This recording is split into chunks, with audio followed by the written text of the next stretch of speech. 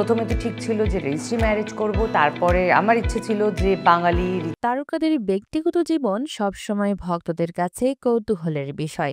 আর যখন কথা আসে কাঞ্চন শ্রীময়ী দাম্পত্যের, তখন সেই কৌতূহল যেন আরো বেড়ে যায়। কিন্তু বিয়ের আগে কাঞ্চনের কাছে শ্রীময়ী কি চেয়েছিলেন জানেন? সোনা গয়না নয়, চেয়েছিলেন শুধুই সম্মান। নারী দিবসের এক বিশেষ অনুষ্ঠানে শ্রীময়ী নিজেই জানালেন সেই কথা।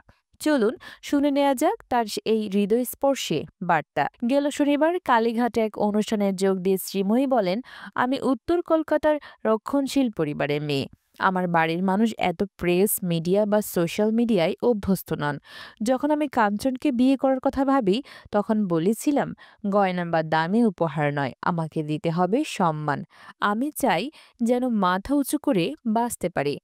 শুধু নিজের জন্য নয়, সকল নারী সম্মানের কথাই বললেন অভিনেত্রী। তিনি বলেন, এখানে উপস্থিত প্রত্যেক পুরুষকে বলবো, স্ত্রীদের কখনোই টেকেন ফর গ্রান্টেড ভাববেন না। যদি কোনো অন্যায় চোখের সামনে ঘটে, তাহলে সেটার প্রতিবাদ করুন। সোশ্যাল মিডিয়ায় পোস্ট না করে সরাসরি এগিয়ে যান।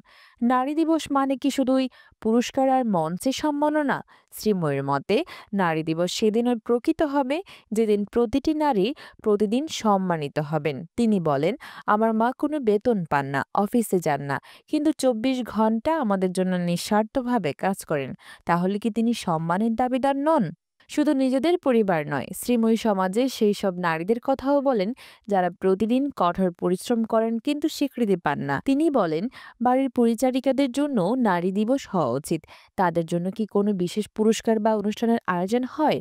নারীদের প্রতি শ্রদ্ধা ও সম্মান জানানোর আহ্বান জানিয়ে শ্রীময়ী বলেন, সবাইকে বলবো, আপনারা ভাই, বাবা, স্বামী যেই হন না কেন, নারীদের সম্মান দিন। সেটাই তাদের কাছে সবচেয়ে বড় পাওনা।